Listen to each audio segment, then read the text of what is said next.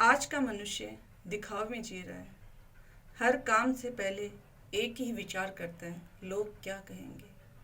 स्वयं के आंतरिक सुख से ज़्यादा दूसरों के द्वारा की गई वाह की परवाह करता है। दूसरों को दुख मिलने पर सुख की अनुभूति करता है। जीवन की इसी वास्तविकता से रूबरू कराते हुए मैंने अपनी एक स्वरचित कविता लिखी है, जिसे आप सभी पूरा जरूर सुनना। कविता का शीर्षक है इंसानियत की तलाश। घर से निकला मैं एक सफ़र पर, शायद इंसानियत मिल जाए मुझे किसी डगर पर। घर से निकला मैं एक सफ़र पर, शायद इंसानियत मिल जाए मुझे किसी डगर पर। चलता रहा मैं चलता रहा, फूलों की चाहत में कांटों को गले लगाता रहा। इसी तरह सुबह से शाम हुई और मैं भटकता रहा इंसानियत की तलाश में, इंसानियत की तलाश में। मैंने देखा जब इस कलयुग में दुनिया पर्दे के पीछे क्या क्या स्वांग रचती है।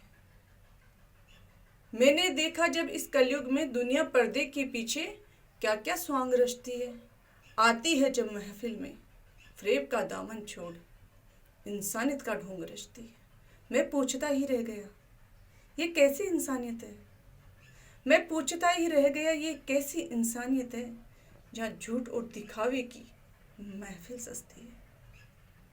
ना मेरी को सुन पाया, ना मैं किसी को कुछ समझा पाया।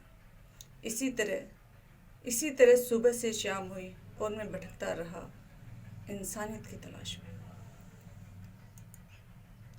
दिल में सुकून नहीं उनके एक पल का, अपनी वाह लूटना ही मकसद है उनके जीवन का। दिल में सुकून नहीं उनके एक पल का, अपनी वाह लूटना ही मकसद है उनके जीवन का।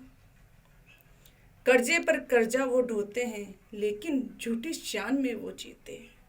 धीरे धीरे अपनों का और अपना जीवन वो खोते हैं। धीरे धीरे फिर अपनों का और अपना जीवन वो खोते हैं। दुख आता है जब उनके जीवन में सर पीट पीट कर रोते हैं। इसी तरह सुबह से शाम हुई और मैं भटकता रहा इंसान की तलाश में।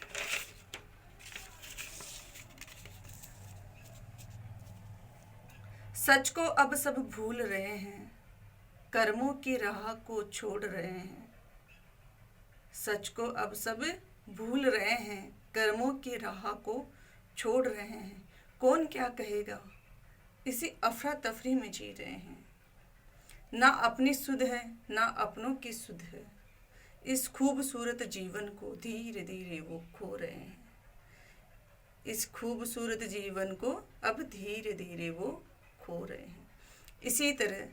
इसी तरह सुबह से शाम हुई और मैं भटकता रहा इंसानियत की तलाश में।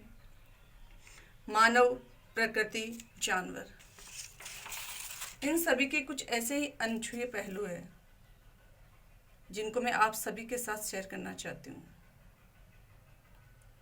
आप मेरे इस चैनल को लाइक, सब्सक्राइब, शेयर जरूर कीजिए और बेल आइकन को प्रेस करना ना भूलिए। धन्यवाद।